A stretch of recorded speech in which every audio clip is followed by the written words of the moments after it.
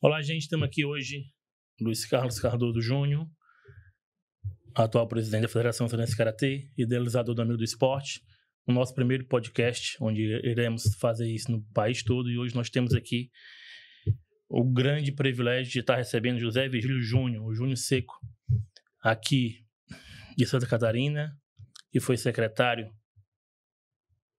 de esporte aqui de Palhoça, né?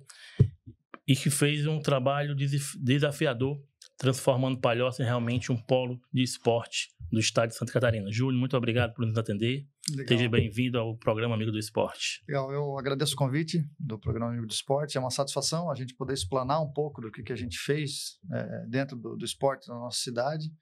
E vamos fazer essa troca aqui tão salutar aí também com o presidente da Federação de Karatê do Ceará.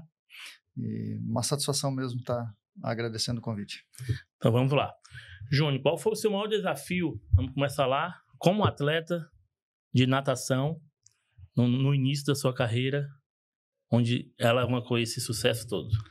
Bom, vou falar um pouco da carreira de atleta. Comecei a nadar aos meus 6 anos de idade, pós-pneumonia, em Joinville, no Joinville Tênis Clube. Tivemos a sorte, eu e meus irmãos, de morar a uma quadra desse clube, e onde nos foi inserido a natação. E outra sorte de ter o meu técnico, Ricardo Carvalho, continua ainda técnico do Joinville Tênis Clube, um clube modesto até de Santa Catarina, mas formador de 2 atletas olímpicos. Então tínhamos um grupo muito aguerrido, e de lá começou a minha carreira, a minha jornada como atleta, vindo nadar até os 14 anos. Depois dos 14 aos 17 parei 3 anos para jogar vôlei, muito influenciado pelo Ouro Olímpico de 92, né, em Barcelona. Acabou que a minha escola, eu já treinava vôlei, acabei ganhando uma bolsa da escola para jogar vôlei.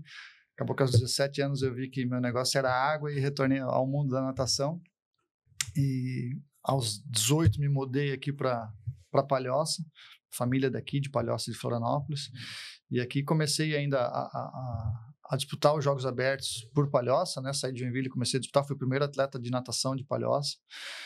Posteriormente virei técnico do município, né? Por 7 anos técnico do município, onde abrimos a Associação Palhocense de Natação, onde os professores da nossa cidade, já querendo organizar um pouco mais a natação, a gente formou essa associação, e de lá o resto é história, né? Virei dirigente esportivo, diretor de esporte, secretário de esporte e por aí vai. Mas começou tudo lá em Joinville. Eu falo que eu vivo do esporte e para o esporte, e quero continuar fazendo isso até quando Deus assim permitir. Júnior, eu posso chamar assim, né? Claro. Júnior, o maior desafio que nós gestores temos, né? E como treinador, que você foi treinador de natação, juntamente com a educação física, né? Nós aqui todos educadores físicos, qual foi o maior desafio como treinador você sentiu na época que você estava atuando, que ainda atua até hoje, mas no começo da carreira, qual o maior desafio?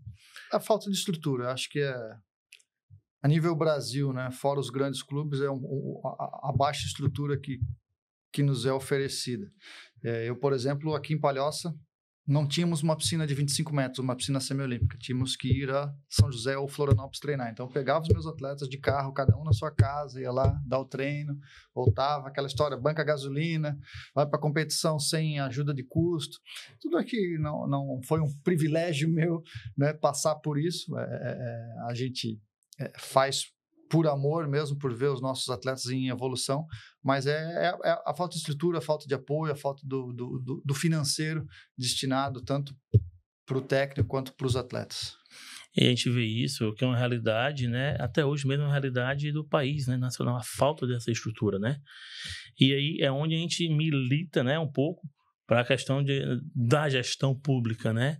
E aí você, como um dos maiores gestores esportivos que a gente andou pesquisando aqui, o que você conseguiu trabalhar e inserir na sua gestão quando você passou pelo momento político e teve que trazer para a política, né, o esporte para a política, algo que as pessoas às vezes não gostam, mas dizer, não quero fazer política, quero fazer só esporte, mas esquece que o esporte tem que ser feito com a política. Exato. E aí, qual foi o maior desafio como gestor esportivo nesse período que você passou à frente de trabalho? desafio. Primeiro, eu não queria que as pessoas, os técnicos, os atletas passassem o que a gente tinha passado, né? Desse sofrimento. Então, minimizar esse sofrimento dos professores e atletas. Então, é começar a ofertar mais estrutura. Eu peguei uma secretaria com 3 projetos em execução, a gente entregou com 34 projetos, abrindo o leque das atividades. Pegamos o município com 3 ginásios interditados, então começamos lá de baixo, reforma dos ginásios, sabe? Compra material, faz processo seletivo para contratação de professores, vai evoluindo dessa forma, mas realmente basicamente do zero.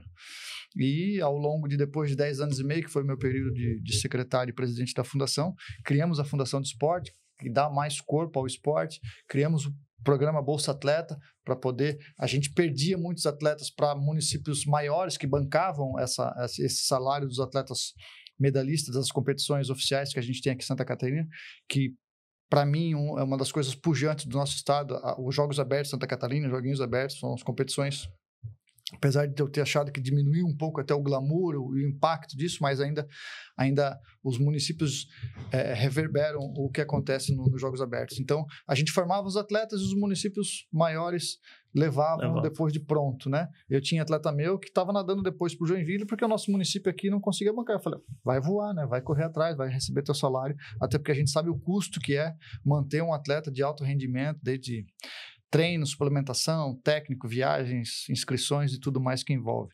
Então, a gente começou a dar esse corpo ao esporte de Palhoça, já com a fundação, né? Não posso deixar de agradecer o ex-prefeito Camilo, que nos abriu, nos deu carta branca. Não era um cheque em branco, era uma carta branca. O cheque era mais difícil de correr atrás, mas falava, Seco, corre, vai atrás, vamos fomentar isso. E a gente começou a sair de 3 projetos a 34 nesse longo desse tempo. E de N modalidades, das artes marciais, chegamos a ter canoagem, arco e flecha, salto ornamental, natação, hidroginástica, vôlei, as tradicionais todas, e com mais de 4.000 crianças impactadas diretamente com os nossos projetos. Então, esse é o legado que a gente deixa para o município. A gente tem esse reconhecimento até hoje, da atual administração.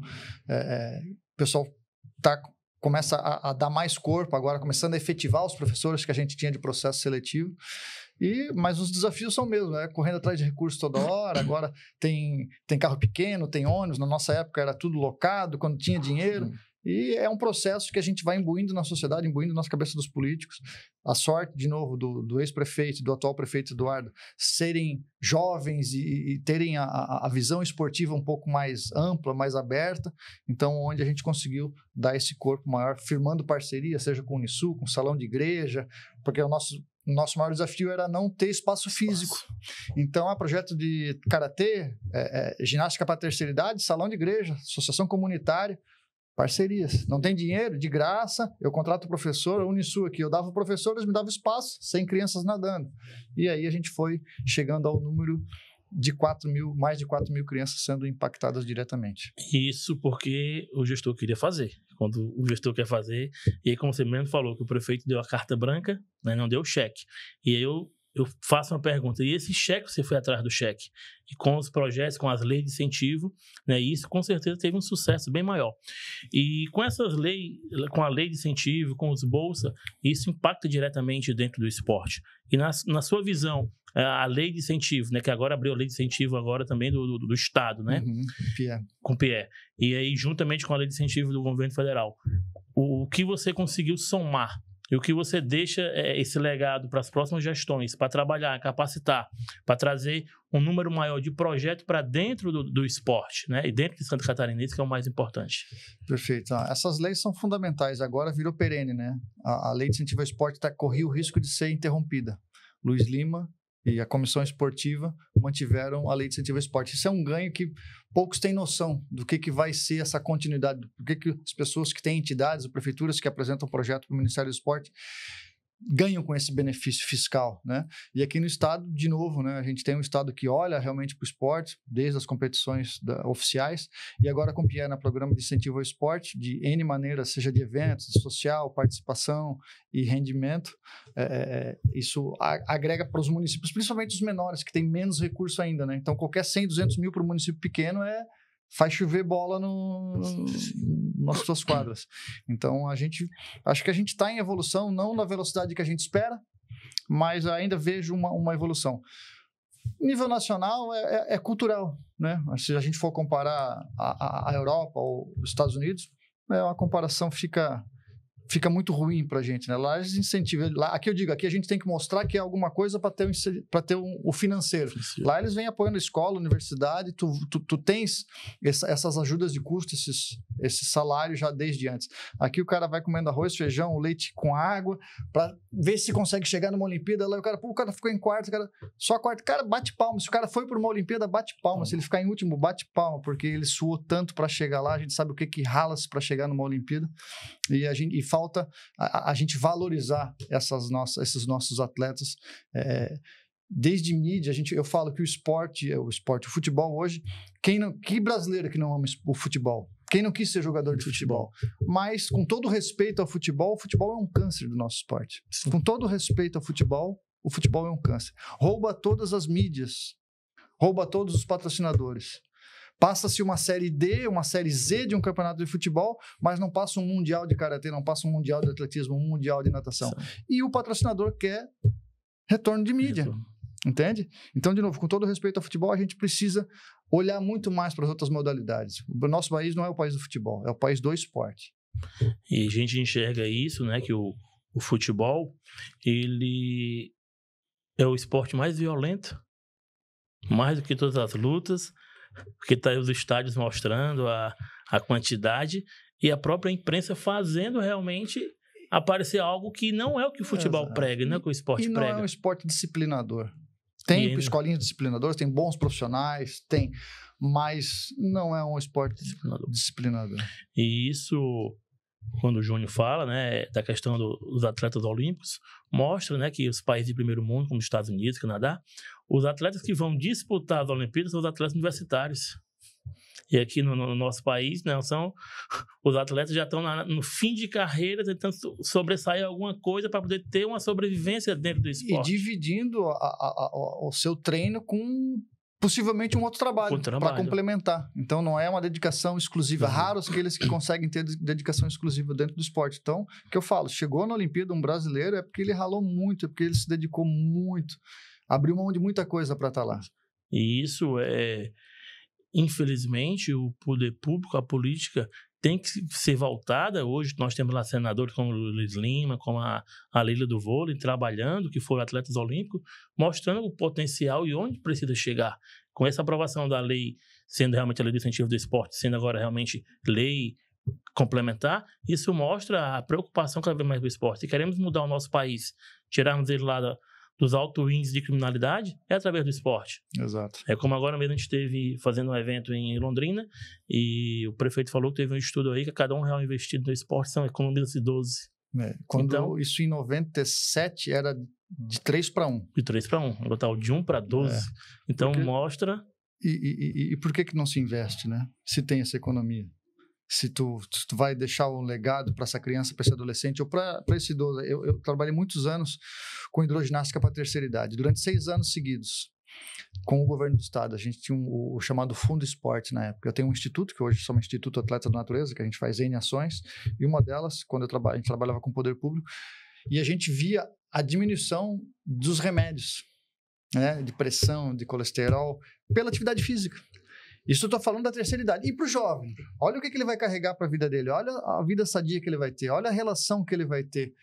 Então, cada vez mais, como falasse, imbuir, tendo senadores, tendo deputados, tendo prefeitos, vereadores, falando mais, defendendo mais a nossa bandeira. Isso é para uma sociedade melhor. Não é para o esporte em si, é para uma sociedade melhor. Quando a gente tiver mais políticos com essa cabeça, a gente vai ter uma sociedade melhor, sem sombra de dúvidas. E com certeza, onde o imposto for pago e for aplicado também no esporte, hoje as empresas estão querendo, investem cada vez mais no esporte, porque ela sabe que um funcionário dela, quando está bem preparado com o esporte, ele vai vir com mais vontade de trabalhar e com isso a produtividade dele é maior. Aumenta ainda. A produtividade, não pega atestado, trabalha motivado, com disposição, isso com certeza isso é o que tem. Júnior, e hoje, você está na frente, se eu não me engano, das maiores empresas de fitness, né? A Pratique aqui. Mesmo você passando a temporada fora, você voltou agora e mostrou o trabalho que você fez. E isso traz um legado, para deixar ainda maior legado ainda dentro de Palhoça e de Santa Catarina, né? Eu conheço a Pratique, né? De frequentar, né? De ter um filho lá malhando, a gente acompanhando o crescimento. E a gente sabe que pessoas que têm esse ideal, que fazem realmente a coisa acontecer, são guiados por vários gestores, vários CEOs. E você, como um dos CEOs da Pratique, qual a sua visão com relação ao mundo da educação física junto a esse empreendimento? Cara, a Pratique tem um grande nome que é o Tadeu. Ele é o CEO, é o 01 que a gente fala. O cara começou na garagem da casa dele lá em Minas Gerais, em Belo Horizonte. Hoje tem um império de, né, uma rede de academias aí consolidada, tanto em Minas, Santa Catarina. Quando a gente sentou a primeira vez, a gente ficou 2h30 conversando quando ele me contratou. E eu fui entender o ecossistema dele. Cada sentada com ele é uma aula. Então, o que ele vem fazendo aqui no nosso estado, na nossa região, é para... como ele fala, transformar vidas através do movimento. E ele vem fazendo isso de dentro para fora. Então, hoje ele é um cara que, obviamente, visa empresário, visa lucro, mas hoje ele vem fazendo trabalhos sociais. Ele paga faculdade para os seus professores. É a empresa do Brasil hoje, se eu não me engano, que mais investe, mais patrocina esportes, atividade física, corridas. Fechamos com a Prefeitura de Palhoça, vai doar uma academia, né, um valor alto, doado para a prefeitura, sendo concorrente dele, para o cara fazer de graça. Visão, missão, entende? A gente tem convênios, empresa, convênio poder público, fechamos agora com o governo do estado, 171 mil funcionários conveniados para fazer Pratique. Então, a gente fechou com todas as prefeituras da Grande Florianópolis. Pô, como é que a Pratique cresce tanto? Porque tem um ecossistema por trás dela. Não é só uma academia limpinha, bonitinha, bem equipada. Tem um ecossistema de profissional, né, do nosso RH, de ser, sim, uma academia sempre limpa, gostosa de estar lá, com cadeira de massagem. Né? Não é propaganda deles, sim, mas falando de como é que funciona. Eu já tive minha academia, tanto de natação como musculação, e a gente pensa no nosso aqui, né? E quando tu senta com o Tadeu e que ele fala o que é, como é que ele divide para crescer. Ele não quer crescer sozinho. Então, hoje ele é um cara que merece estar onde está, e temos boas novidades aqui para a nossa cidade, aqui Palhoça, com parcerias a se fazer aí, que a gente vai continuar crescendo bastante. Hoje a gente está com 14 academias de Palhoça. Vou dar um dado de quando eu estudava educação física, que a gente falava que em torno de 6 a 8% da população pagava para fazer atividade física. Esse número hoje já é maior, né? Mas pagava-se para fazer atividade física. Não é jogar bola, é pagar para fazer um karatê, uma natação, um vôlei. Hoje eu acho que está perto de uns 10% da população, de repente, que paga, se não mais. Hoje a Pratique tem 10% de Palhoça dentro das academias. Só a Pratique. Isso mostra a visão, né, do Tadeu em buscar cada vez mais um bem-estar, porque a atividade física é bem-estar, e o bem-estar, claro, ele melhora novo estado tudo. social. Novo estado. A gente tem o Eduardo, que é o braço direito dele aqui em Santa Catarina, Eduardo Martins, e ele fala muito nas suas falas que é o novo status social, e dinheiro todo mundo pode ter, agora amarrar o seu cadarço sem... Conseguir amarrar o seu cadarço sozinho. Não então é o novo bem-estar social, é o novo status social, é atividade física. O pessoal hoje vê a nova balada, a gente vê as baladas de madrugadas caindo de público. Sim. O que está crescendo de público? As corridas de rua. Sim. O status social, bem-estar, saúde. Sabe? Então, a gente está mudando. Essa nova geração também está vindo com essa pegada de saúde. Aquela história, 8 horas você saia para balada, 4 da manhã você está chegando na corrida. Exatamente. Antes tu chegava da balada às 4 da manhã, agora tu está saindo para correr. É isso aí. E isso aí é crescimento, né? É visão. E graças a Deus que a nossa profissão trouxe isso, esse amadurecimento, e trouxe verdadeiros gestores, né, empresários que realmente enxergaram o poder de onde chegar. Né? Com 14 academias, né, a gente vê uma de frente para outra e tem um público para isso. Exato. Né? Como eu converso uma vez lá em Fortaleza com os amigos, numa rotatória tem 3 academias. Nova Palhoça. né? Então, e tudo funcionando. Isso é o que? A prova que a atividade física é algo surreal, onde muda realmente, que Exato. faz a pessoa realmente viver. E é o que a gente tem o bem-estar para viver. Júnior, aqui a gente já quase finalizando, vamos aqui, na política. O que a política ensinou a prática dentro do esporte realmente? O que ela trouxe para você nessas suas 2 empleitadas aí como candidato a vereador, que assumiu uma vez, Então, tal? foram 10 anos e meio, foram quase 3 mandatos de secretário. Eu, se fosse, né, olhar para mim, o que eu queria ser? Eu queria ser simplesmente secretário. Eu não tinha vontade de ser político, né? Já tive a vontade, né, de querer ser prefeito. Eu não tenho essa, não é a minha raiz. A minha raiz, quando o Camilo me chamou para ser secretário de esporte, eu obviamente fiquei muito feliz com o convite, mas depois de começar esse trabalho todo, teve o lado político. Legal, né? A gente precisa mostrar a força do esporte, mas é totalmente diferente do que a gente vive como atleta, como gestor esportivo. A outra situação é político e outra ainda é uma eleição. Então, é muito desafiador. Dentro do município não é só tu ter um nome, tu tens que ter uma estrutura, e a estrutura envolve financeiro. Então, a minha raiz é esporte. Só que, de novo, se a gente não linkar com a política, a gente não consegue crescer. Então, é um cabo de guerra ali. A política é necessária para o crescimento. Mas a política da boa vizinhança, a política é boa. Agora, a política partidária é um pouco mais pesada, né? A gente está vivendo isso no Brasil e ela é um pouco mais entranhada, um pouco mais pesada. Tem que ter um pouco mais de estômago para trabalhar com ela.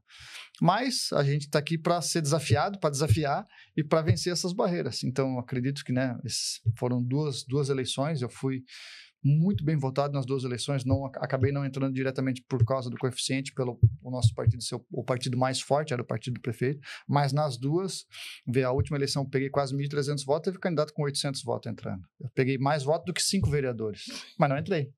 Entende? Mas o prefeito me queria como secretário, não me queria muito como vereador também. E eu só tenho a agradecer toda essa passagem política, é um crescimento muito grande, tu tá dentro, né? Primeiro, tu és o mandatário da tua pasta, né? Tu és o cara que comanda o esporte na tua cidade. Então, é óbvio, te eleva, te dá o teu nome cresce muito. Mas o desafio é gigante, porque tu é cobrado, assim, chega um atleta... O que acontecia muito e acontece hoje. E até teve um vereador que me procurou para ver de que maneira que a gente vai resolver isso. Hoje, um atleta que pega vaga para um mundial, para um brasileiro, o município não é apto legalmente a pagar sua passagem. Agora tu imagina, tu treinou lá tantos anos, agora tu conseguiu uma vaga para um sul-americano da vida e eu, secretário, tenho que te dizer não consigo te dar uma passagem, não consigo pagar o teu hotel. Com que cara que eu vou dizer isso? Eu, ex-atleta, técnico, sei do sofrimento que é para chegar e hoje ainda não pode, porque a prefeitura só pode pagar passagens para funcionários da prefeitura. Então tem que ser criada uma lei, tem que ver de que maneira que vai ter legalidade a isso. Então ainda tem algumas barreiras a serem ultrapassadas e resolvidas. Mas são desafios que vão aparecendo e o novo secretário e a Câmara de Vereadores tem que pensar, equalizar isso para poder ajudar esses atletas, entende? A gente conseguiu fazer muito social, muito à base, agora com o Bolsa Atleta um pouco mais, mas o altíssimo rendimento não. Mas eu também falo que tem esferas, né? Sim. Porque hoje, se um atleta pega medalha num brasileiro ou num sul-americano, ele já entra no Bolsa Atleta nacional, né? Sim. No Ministério do Esporte, né? Então, a gente tem que se preocupar também com a nossa cidade. Mas quando a pessoa estoura essa bolha de passou para um brasileiro, passou para um sul-americano, a gente ainda não consegue ajudar. Então, ainda tem coisas a serem vistas, e as empresas também, depois que essas leis de incentivo ao esporte se consolidaram, vamos dizer assim, as empresas já não querem mais doar, elas querem deduzir o imposto. Então, é bom, mas por outro lado já ficou mais difícil de tu ganhar o patrocínio informal, vamos dizer assim. Então, são desafios, eu falo, eu tenho a nossa entidade, eu dou assessoria às outras entidades para fazer projeto de lei. Eu fui o primeiro catarinense a aprovar projeto na lei de incentivo ao esporte. Só que quando eu aprovei, nem os contadores sabiam como é que funcionava a lei. Então, quando eu aprovei a lei, eu soltei foguete. E quando eu vi que eu tinha que captar Foi mais um choro longo, né? Porque como é que eu vou captar, eu técnico aqui, presidente da entidade, vou ter que captar empresas de lucro real do Brasil, como é que eu vou fazer? Aí tu falava o contador com receio, uma lei nova, sabe? Não, a empresa não quer abrir os números. Medo, Então, hoje já está cada vez mais. Hoje tem a figura do captador, que antigamente não tinha. Quando eu aprovei, não tinha. Era o cara, o presidente que tinha que ir lá aprovar, a sua equipe tinha que ir lá aprovar. Então, hoje está, claro, é uma lei nova, boa, que foi amadurecendo, que foi melhorando. Hoje eu voltei a startar a nossa entidade, a gente está voltando a apresentar projetos, e é isso. O nosso estado tem, o Brasília, o Ministério tem, e quem sabe a prefeitura também faça uma municipal, e é isso. A gente tem que imbuir, informar, capacitar os políticos para virar essa chave.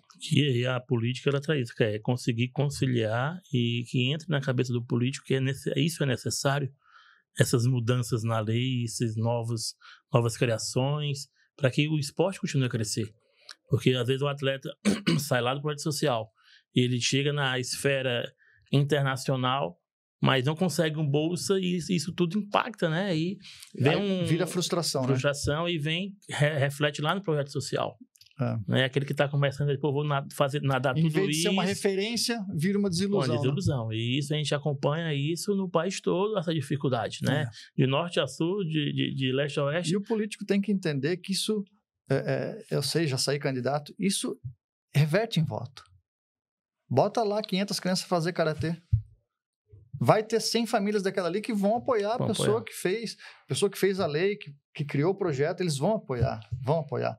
Só que eu digo que a gente acaba invertendo, né? Pensando no lado político. A gente tem que pensar no lado social, no lado bem, né? De formar bons cidadãos. Essa era a minha missão como secretário do esporte. Se virar um atleta de alto rendimento, ótimo. Excelente. Se virou um bom cidadão, estou satisfeito. É como formar o cidadão, o campeão para a vida. Isso é o mais importante, né? A maior medalha será ele ser um cidadão do bem. Essa é a missão. Tu sair hoje e ir num shopping, tu não lembrar da pessoa, a pessoa vir te agradecer porque a gente fez alguma coisa, não tem salário que pague isso. Não tem dinheiro do mundo que pague a gratidão. Tem, exatamente. Gente, aqui a gente encerra nosso primeiro podcast com o Júnior Seco. Muito obrigado. E deixar aqui para você fazer os seus agradecimentos finais. Primeiro, de novo, agradecer o convite de vocês de poder estar aqui falando um pouco do que a gente fez e faz dentro do esporte da nossa cidade. Agradecer quem me abriu a porta dentro da prefeitura, que foi o prefeito Camilo, hoje o prefeito Eduardo Fressa, Tadeu da Pratique, que analisou aí o nosso currículo e nos botou para dentro, e agora continuar com a missão, fazer o bem através do movimento, fazer o esporte da nossa cidade crescer. E se a gente faz o esporte da cidade crescer, a gente sabe que essa onda vai para os outros municípios, vai para os outros estados, e a gente quer que o Brasil tenha um esporte cada vez mais forte. E aqui, gente, fica um agradecimento ao Júnior e saber que essa experiência dele vai construir e ajudar muitos municípios, estados, a desenvolver cada vez mais o esporte. Pegando essa experiência que ele teve, a gente já começa com um pontapé mais na frente, um pezinho mais na frente, já pegando a experiência e fazendo cada vez melhor o esporte. Então, um abraço a todos. Em nome do Amigo do Esporte, agradeço a todos vocês. Obrigado.